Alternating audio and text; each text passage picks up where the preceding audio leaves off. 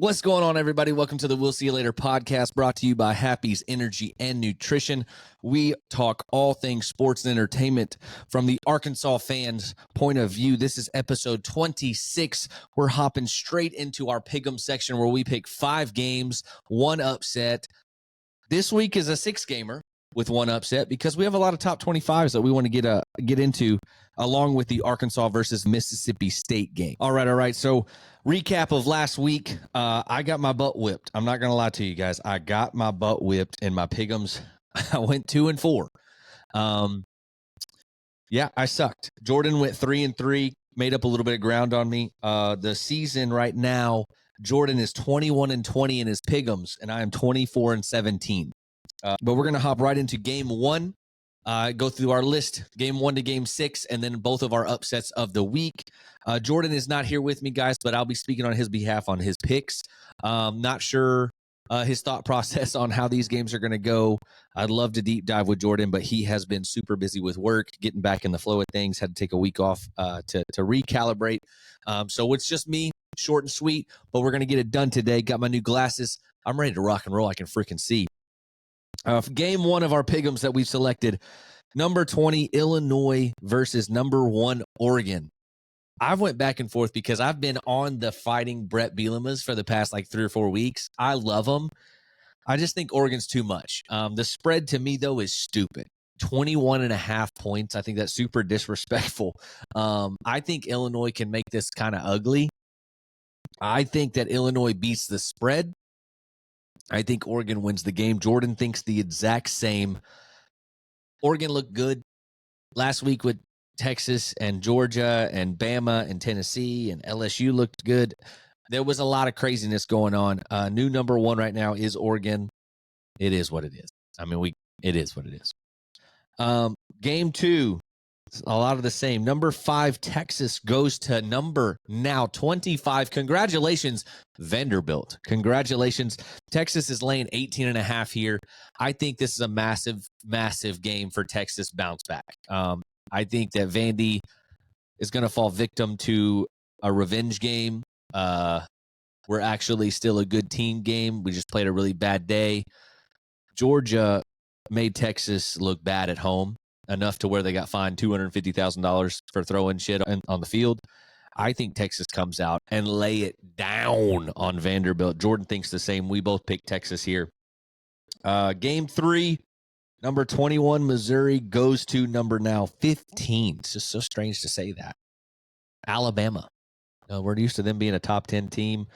They look human. Bama is 13-point favorites. I still think Missouri is frauds. I don't think that they're worth a damn. I'm not hating on them. I'm not here to say we're better. I'm just saying, Missouri fans, I'm sorry. I don't think you have a great team. I think you have a good team. I just don't think you have a top 25 team that's going to do anything.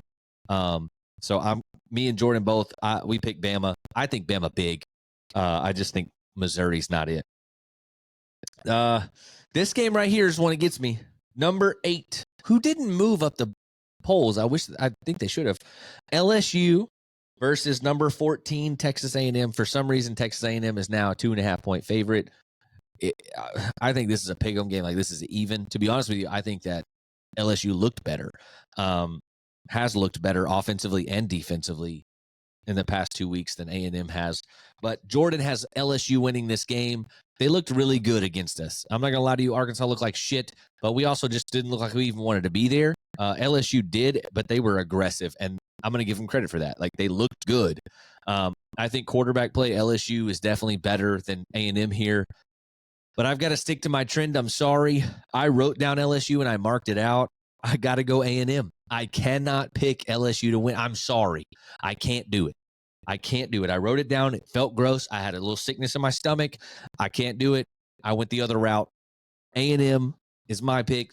Jordan's going LSU. I think this is a 50-50. If you're betting, I'm staying away from it. I'll tell you that. Crazy game. Number 12, Notre Dame, laying 12.5 points versus number 24, Navy. That's right, folks. Navy. Jordan goes Navy for the upset. Jordan has been on Navy saying Navy is amazing this entire year. Okay, we have to give Jordan his flowers. I've got Notre Dame here just because I think they are the better team. It is at Navy. I'm not going to lie to you. I want Navy to win this game 100%.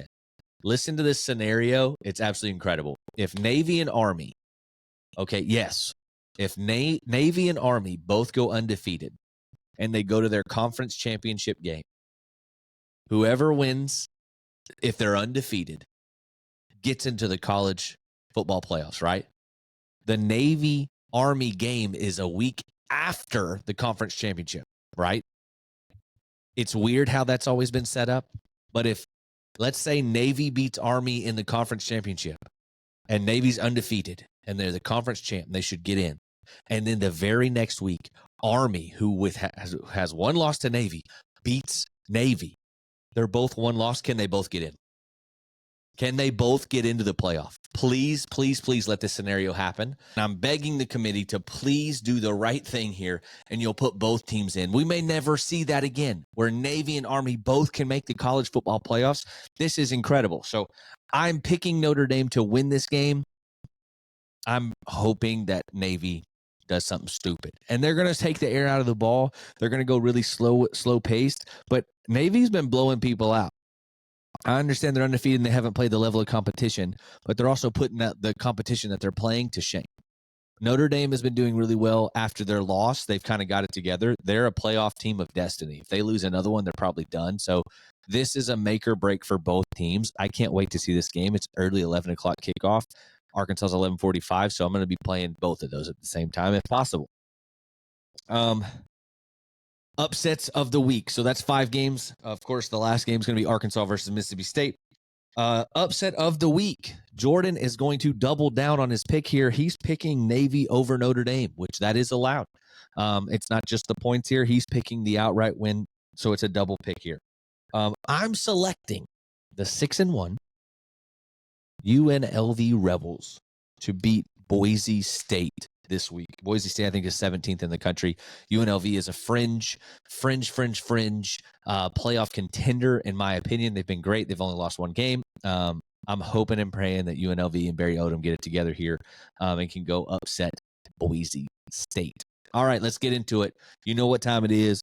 It is that pig walk time when it comes to the Arkansas Razorbacks going to Mississippi State. The cowbells will be ring, ring. The cowbells are going to be going off. Arkansas is favored by 7. But we're going to recap last week. I really don't even think we have to. LSU came to play, which was a perfect setup for Arkansas to upset them. I felt like LSU did what Arkansas should have done, and Arkansas did what I thought LSU could have done. We were flat. We had no momentum. We were in the game until the weird interception. That 16-10 defense was flat. We couldn't really stop them, but we were in the game enough, especially whenever we got the ball and we were down 6. And I'm like, if we can go score here and make it 17-16, we can make this a dogfight and really get it ugly, because we had nothing like going for us. Defensively looked so flat right out of the gate, which is the worst we've seen all year. Offensively felt like they didn't want to be there. I'm not a fan of the all reds. Red's not my thing. Homecoming, I don't know if we were just deer in the headlights. I don't know if we thought, okay, we just 2 weeks ago beat Tennessee, we're just going to show up and do it again. Like, I thought this was a perfect get up moment for us to prove our season. And I thought this was a perfect moment to catch LSU lacking, and the opposite happened. We do this every year. Last year it was Auburn, beat us 42-10. This year it's LSU. Let's just not make a trend of it. Every year we get throttled and don't show up. There's always a game where we shouldn't have watched it, and I wish that the Razorbacks would have been like, hey, this is the week. We're not going to come prepared at all. We're not going to come here and act like we want to be here. Just letting you know, so I can watch some other good shit. That game was sickening to watch. It was boring. You kind of felt immediately, even down 16-10, when we scored, I got a little hype when Armstrong scored the touchdown because we moved the ball on him pretty well. I still you kind of could feel like today's not going to be a good day for us. Like, we're not going to be clicking. We're going to be kind of weird here. I'm just glad we got out of there with not any major injuries, minus Jaquindon. He's just banged up at all times. So I'm hoping that he's good. for this week. We both select Arkansas to win here. Mississippi State has lost 6 straight, but however, their last two was Georgia and A&M, and both of those losses were by 10, and they're scoring. It was like 34-24 and like 41-31. So they've been scoring these last few games. The game before that was Texas. So their last 3 has been Texas, Georgia, A&M. Texas beat them 35-13, 10 points from Georgia, 10 points from A&M. So they're in the mix. I think this is going to be a good game, but this should be a bounce back game. I really want to see us come out, and if we can get a double-digit win and like stamp it down, this is going to be one of them. Okay, we're 4-3. We've got 5 games left. We've got to find 2. All right. You've got Ole Miss on the schedule, Texas on the schedule, Mississippi State on the schedule, Louisiana Tech, and Missouri. Okay, it's going to be really hard for that Texas and that Ole Miss situation going on. We're not sure. Those are toss-ups. Maybe, maybe not. We could go in there and get our asses beat. We can go in there and do something stupid. To win 2, this needs to be 1. Louisiana Tech needs to be 1, and maybe Missouri, and we're automatic. That's 7. But if we show up like we did against LSU, we're losing to everybody. We all know that. We can all agree on that. This is the only time they've shown up like that and put that product on the field. It's stupid that was, again, homecoming. But this happens every year. So don't panic yet. If they come out flat this week, panic. And Jordan's going to have to update that. But that's our picks of the week right now for our college side. We're going to go over here to NFL right fast. We are both tied at 20-10. This week we'll change that. First game is Bills -3 at Seattle. Of course, I'm picking my Buffalo Bills, the Fighting Josh Allens. Jordan went with Seattle. Not sure what I did to deserve that. Then next up is the Eagles at Cincinnati. Cincinnati is favored by 2. I picked the Eagles. Jordan picked the Bengals. Baltimore favored by 9 against Cleveland. Very unfortunate. Deshaun Watson, he's done for. Torn Achilles. They wouldn't even show it. We both picked Baltimore here. I think Cleveland, they're done. Colts at Houston. Houston's laying 5. This is going to be kind of, I think, one of the better, hopefully, games of the week. We both pick Houston here. But I can't wait for Anthony Richardson to really get it going again. And then Atlanta at number 3, Tampa Bay. Tampa Bay is laying 3. We both pick Atlanta here because Tampa Bay, I feel so bad because they were looking so good. All year they've looked fine. They've had good games, bad games. They were 4-2 going into yesterday. Mike Evans goes down with a hammy, trying to catch his second touchdown of the day. Okay, that's fine. No big deal. They're down 10, under a minute to go. Everybody's like, he shouldn't have been calling that. You're down 10. Like, if they get in field goal range, they kick a field goal, onside kick, throw a Hail Mary, they got a shot here. Baker throws a little slant route clock. I don't know if that's like a skinny post. I don't know. To Godwin. Godwin gets rolled up on, dislocates his ankle. His foot is dangling off to the side. They're saying that it could be season ending. I'm hoping not because he's on my fantasy team, but I love Chris Godwin. He's been around for a while, and he's like a quiet killer, man. So we're all praying and hoping Godwin gets better. Evans gets better. Everybody that's injured. But Godwin, I don't think deserved, and it was kind of a drop tackle. It was just not a good look at all. But, yeah, 20-10. Jordan and I, we will be 2-game difference. We have a 2-game difference this week. So basketball is this Friday. Exhibition game against Kansas. Super stoked. Now we're going into the how you really doing section. I'm doing great. I just got these new microphones. These little guys right here, clip them on your shirt. You plug it into your phone or into your camera. And I hope they are great and they sound great. We're going to be using these whenever we start doing interviews with coaches. That's something that I'm super passionate about. I want to get into more is interviewing junior high, high school, college coaches from every sport you can imagine. Every man and woman that has, when they just picked up a clipboard and they're just now becoming coaches, or maybe they've been there for 20, 30 years and they just, they love what they do. We're going to try to get as many people as we can. So if you know any coaches out there that would be interested in that, we're going to start stacking up a lineup. I need to order some cameras for mobile stuff. That'll be happening in the future here. We're probably going to be starting that in 2025. I wish it was right now, but those cameras ain't cheap. So I'm trying to save up for those cameras. And yeah, we'll be interviewing people from all over, and I can't wait. I feel like that's a new adventure for us. The wedding is 33 days away. I'm nervous, not really about the wedding. More nervous about how I'm going to feel seeing my mom there. Of course, seeing Carrie in her dress. I'm not really too like nervous about those things. I know that those emotions are going to be beautiful, and I can't wait.